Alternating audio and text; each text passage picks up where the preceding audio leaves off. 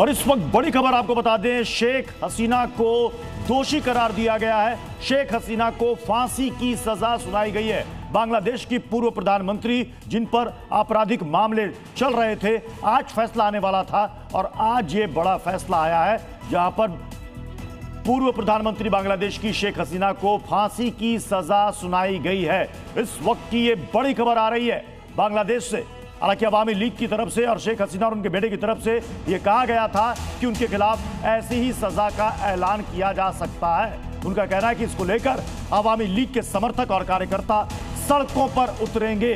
तो ये बड़ी खबर, हसीना के अपराध मानवता के खिलाफ है। अब से कुछ मिनट पहले हमने आपको खबर दिखाई थी, निहत्थे प्रदर्शनकारियों पर हमले हुए, शेख हसीना की सरकार ने करवाए और अब इसी मामले में दोषी करार देने के बाद अदालत ने, न्यायाधिकरण ने उनको फांसी की सजा सुना दी है। तो इस वक्त ये बड़ी डेवलपमेंट सामने आ रही है।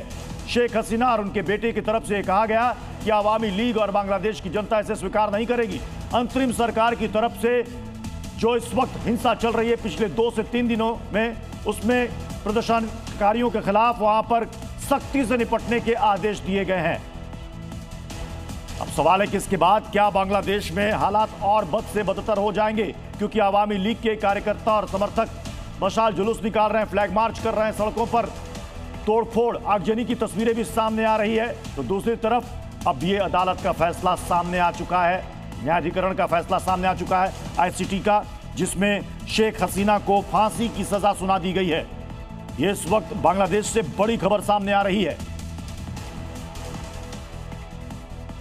अब इसके बाद क्या बांग्लादेश में हिंसक प्रदर्शनों का दौर और ज्यादा तेज हो जाएगा, क्योंकि जो तस्वीरें पिछले 2-3 दिनों से हम आपको दिखा रहे हैं कि सड़कों पर इस अदालत न्यायाधिकरण के फैसले से पहले ही बवाल, आगजनी, हिंसा और तोड़फोड़ की खबरें लगातार आ रही हैं। प्रमोद शर्मा इस वक्त हमारे साथ जुड़ चुके हैं। प्रमोद, शेख हसीना और उनके बेटे की तरफ से इसी तरीके के फैसले की उम्मीद जाहिर की गई थी और कहा गया था कि सड़कों पर उतरेंगे अवामी लीग के कार्यकर्ता। तो क्या अब ये हिंसक झड़पें, आगजनी अभी और ज्यादा बांग्लादेश को जलाने वाली हैं?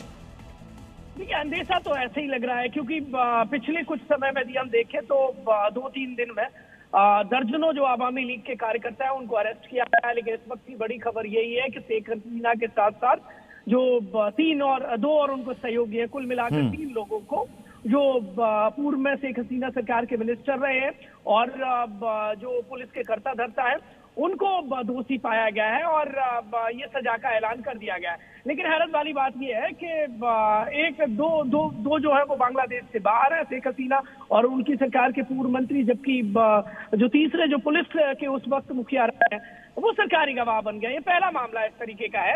और जो बांग्लादेश अंतर्राष्ट्रीय अपराध न्यायाधिकरण है, उसने जो पिछली साल 16-17 नवंबर को जो स्टूडेंट का प्रोटेस्ट हो रहा था, उसमें जिस तरीके से जो कार्रवाई हुई पुलिस की, जो विस्फोट हुए थे, स्टूडेंट जो घायल हुए थे, मारे गए थे, उस मामले में जो बांग्लादेश कोर्ट है उसने तीनों को देखिए दोषी ठहरा दिया और फांसी की सजा सुना दी। इस वक्त का बड़ा अपडेट यही है। लेकिन फांसी तो सुना दी है, पर शेख हसीना बांग्लादेश में है नहीं है और उनकी वापसी के जो कयास लगाए जा रहे थे उन पर ताला लगा दिया है। किसने?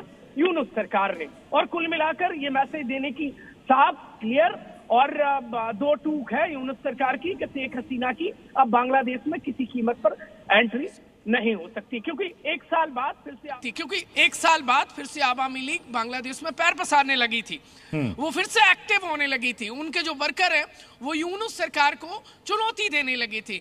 लेकिन जिस तरीके से टारगेट करके पिछले 2 दिनों में शेख हसीना के जो कार्यकर्ता हैं, उनके दफ्तर है, वहां पर तोड़फोड़ हुई और कई दर्जनों। प्रमोद, आप तो काफी दिनों तक आप बांग्लादेश में रहकर आए हैं, आपने उस खबर को भी कवर किया था, आपने वहां से ग्राउंड जीरो से आपने रिपोर्टिंग की थी। आपको लगता है कि अवामी लीग के वर्कर वहां पर इतने समर्थ है कि वो इतना बड़ा आंदोलन फिर से खड़ा कर पाएंगे?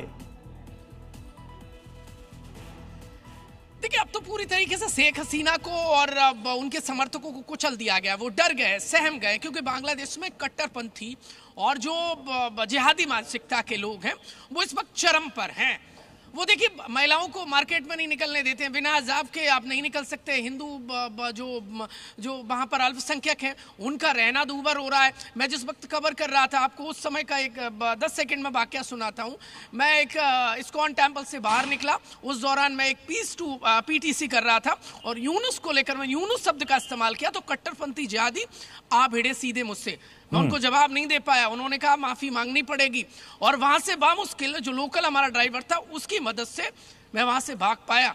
हिंदू वहां पर दर्जनों की संख्या में थे, सैकड़ों की तादाद में थे, जबकि कट्टरपंथी चुनिंदा 2 से 3 थे। तो कोई हमारे पक्ष में नहीं बोल पाया। ऐसी आवामी लीग है, जो कार्यकर्ता है उनको कुचल दिया गया, वो अपनी जान बचाकर यहाँ वहां भाग रहे। यदि कोई वहां पर कट्टरपंथी इस कदर चरम पर है कि यदि कोई भी उनके हिसाब से नहीं चलता है तो या तो उसे भागना पड़ता है या फिर जान से हाथ धोना पड़ता है। कई ऐसे समर्थक हैं जिन लोगों ने उस वक्त कवरेज के दौरान शायद वो इस्कॉन टेम्पल के संतों हमारा सपोर्ट किया, बाद में वो जेल डाल दिए गए। बड़े बड़े नाम है, चिन्मय प्रभु हों या उनके जो सहयोगी हो। तो प्रमोद देखिए, शेख हसीना को जुलाई अगस्त 2024 में छात्र आंदोलन के दौरान हिंसा में हुई मौतों का गुनहगार बताया गया है। 1400 से ज्यादा छात्रों की मौत हुई थी।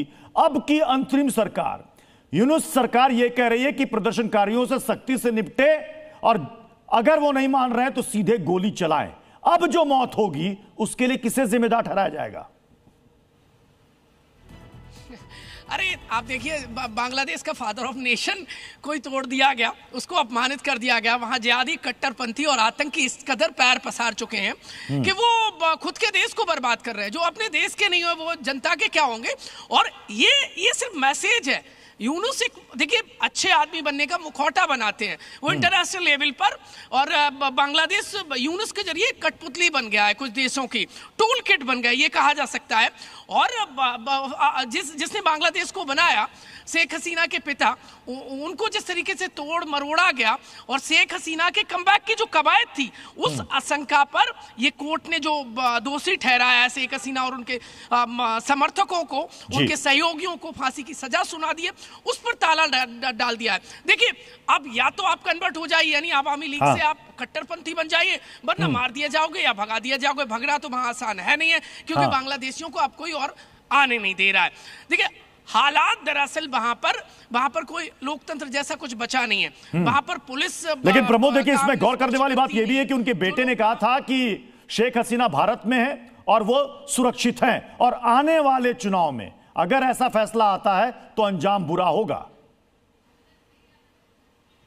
अरे वो देखिए, जो उनके बेटे हैं वो खुद बांग्लादेश कब से नहीं गए, वो बाहर से सिर्फ कार्यकर्ताओं में ऑक्सीजन भरते रहे। मैं एक्चुअल आपको ये बात बता रहा हूं, जो लोग वहां पर प्रोटेस्ट भी करेंगे तो वो बचेंगे नहीं।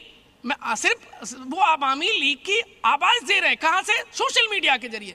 वो है कहां एक्चुअल में? ग्राउंड पे तो वो उनका बांग्लादेश से कोई मुझे वास्ता लगता नहीं है, मैंने उनको कभी देखा नहीं है। शेख हसीना ने बांग्लादेश के लोगों के लिए इतना काम किया है, लेकिन कट्टरपंथियों को वो इस कदर चुभने लगे कि उन्होंने बांग्लादेश को बर्बाद कर दिया। और आज बोलबाला यूनुस का नहीं है। चलिए, बहुत बहुत शुक्रिया हमारे साथ जुड़ने के लिए प्रमोद।